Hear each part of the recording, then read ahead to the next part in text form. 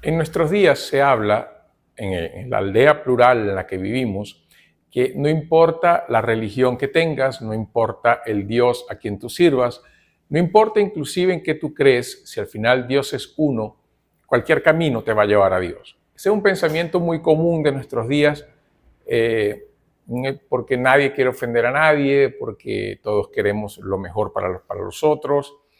Y hasta cierto punto la sociedad no quiere que nadie se sienta excluido por sus ideas, por sus pensamientos, por su religión, por su inclinación, por cualquier cosa. Entonces, en ese sentido, ya que no queremos excluir a nadie y que nadie se sienta menospreciado, entonces vamos a juntar todas las religiones, vamos a juntar todas las filosofías, vamos a juntar todas las creencias y le vamos a dar a todos ellos el mismo peso y valor, llevando todos al mismo Dios. Antes de decir qué es lo que la Biblia dice sobre eso, podemos analizar eso desde un punto de vista del estudio de las religiones comparadas. Y podemos ver que, en primer lugar, eso es una contradicción. La mayoría de las religiones, incluyendo las sectas y todo eso, va a mostrar que en muchos casos el concepto de Dios, de pecado, de salvación, de redención, de esperanza, y si podemos ir un poco atrás, el aspecto de la creación y del mundo, la creación del ser humano y el propósito del ser humano, la relación que tienen con Dios, el sistema de sacrificio, la adoración, el culto, el sacerdocio, los libros sagrados, las fiestas, los significados, los ritos de pasaje, son en algunos casos, si no son contradictorios, por lo menos se anulan entre ellos. Y eso es algo que, bueno, que basta simplemente ver las principales religiones del mundo, el cristianismo, el islamismo, el hinduismo, el budismo, aunque algunos dicen que el budismo no es religión, pero claro que lo es. Ellos tienen elementos contradictorios en sus sistemas de creencia.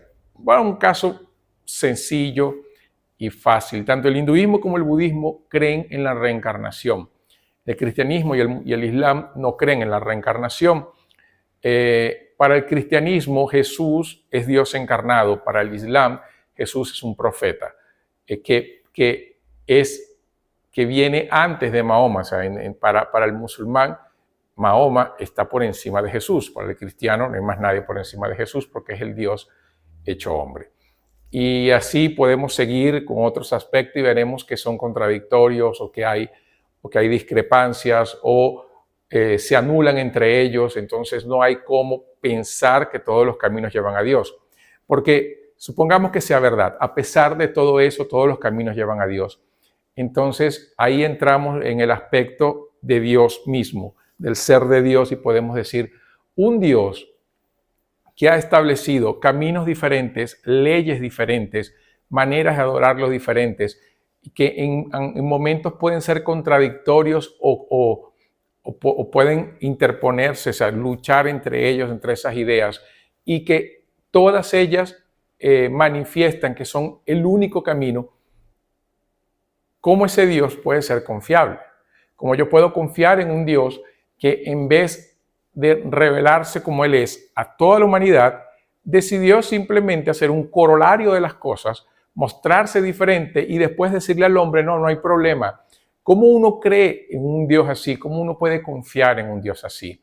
Es como que si yo me presentara a alguien con un nombre, con una historia, y yo le diga, en vez de llamarme Roberto, venezolano, naturalizado brasileño y eso, yo pueda decir, mira, yo soy, no sé,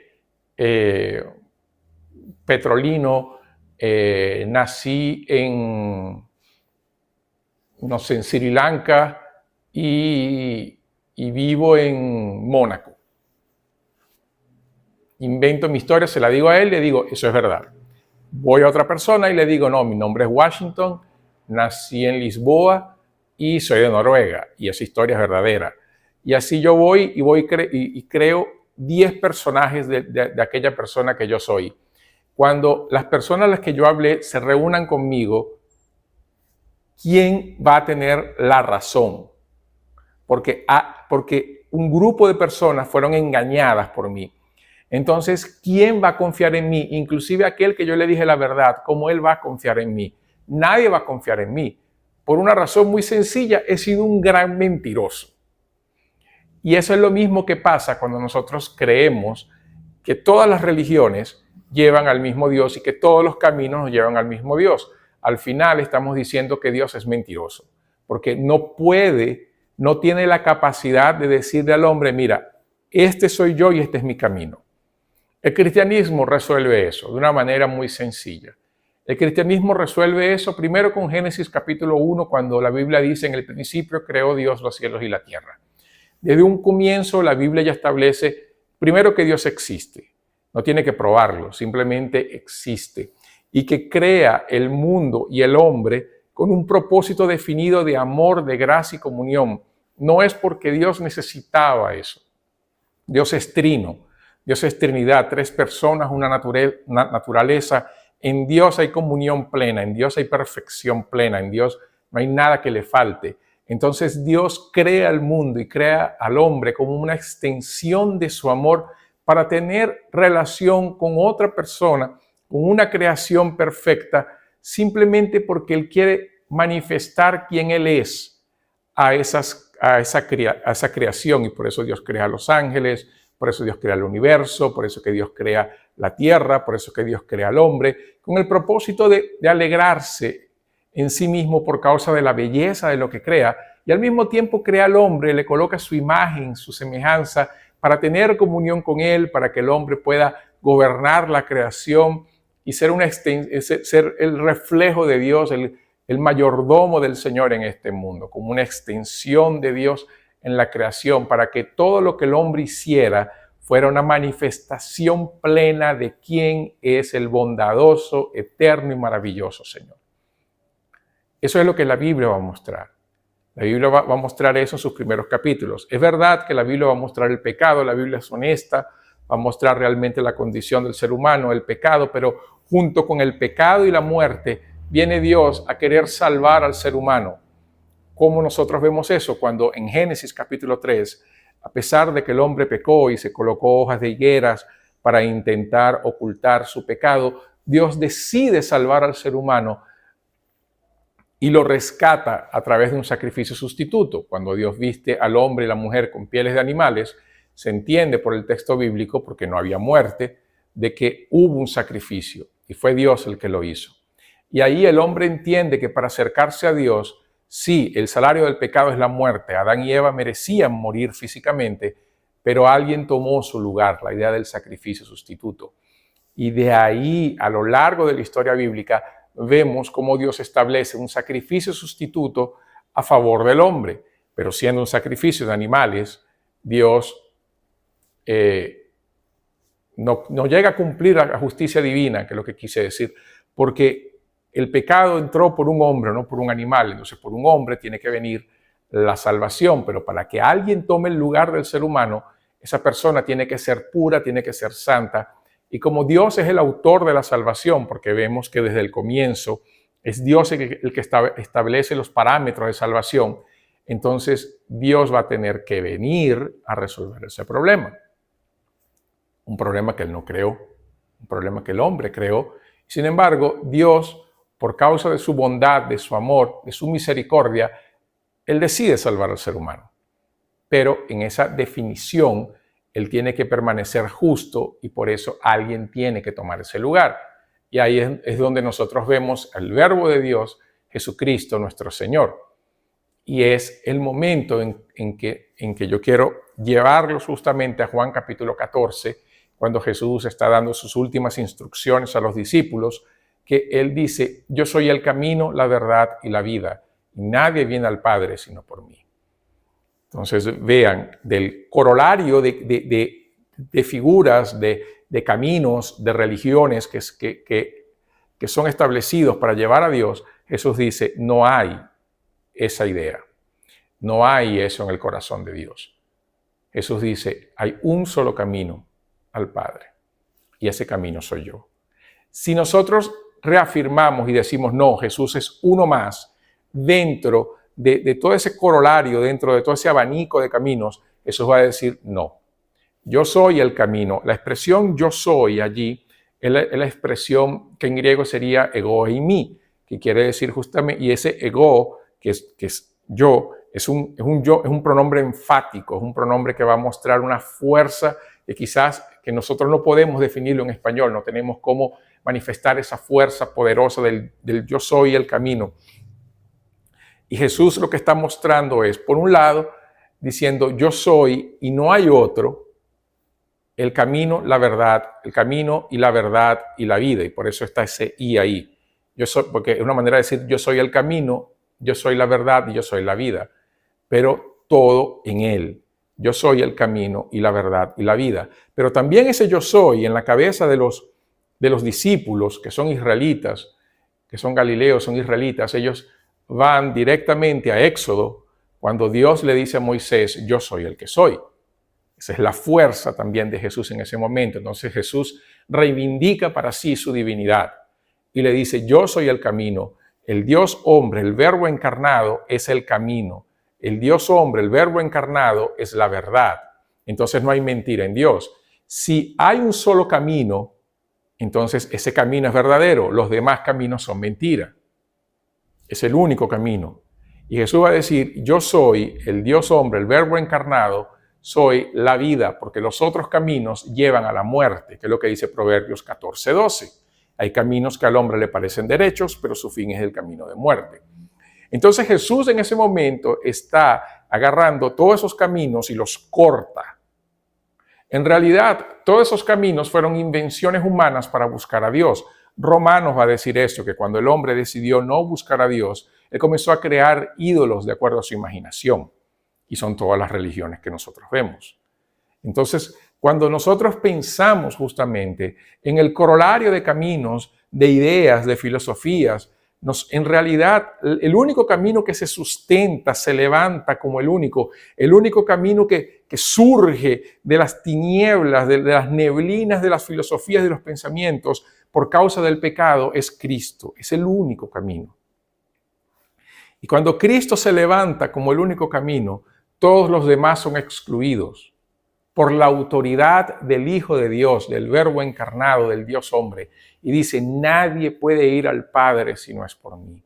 Y Jesús dice, si queremos, si ustedes quieren, claro, Jesús va a decir, si ustedes quieren tener comunión plena con Dios, en primer lugar tienen que creer que hay una Trinidad, el Padre, el Hijo y el Espíritu. Eso es claro, porque justamente después de eso Jesús va a hablar del Espíritu Santo en el capítulo 14 de Juan. Pero Jesús también no solamente eso, nosotros tenemos que entender que el único Dios verdadero es el Dios cristiano. Es el Dios de la Biblia, del Antiguo y del Nuevo Testamento, que es el mismo Dios. Y Jesús va a decir, y para que eso sea verdad, ustedes tienen que creer que el único mediador, el único intercesor, el único abogado, el único que los puede llevar a la presencia del Padre, soy yo, Cristo, porque yo también soy Dios, soy el Verbo encarnado. Y cuando nosotros lo vemos de esa manera, todos los caminos excluidos, todas las filosofías excluidas, pero también entonces dentro del puente del camino Jesús del cristianismo, cuando otras personas quieren crear atajos a través de uso de otros hombres, de otros mediadores, de otros corredentores, de otros coabogados, sean hombres, sean mujeres, Jesús dice, no, tampoco, y los corta también, corta a todos esos mediadores y dice, el único soy yo. El único soy yo, porque no hay otro que vivió en este mundo sin pecado.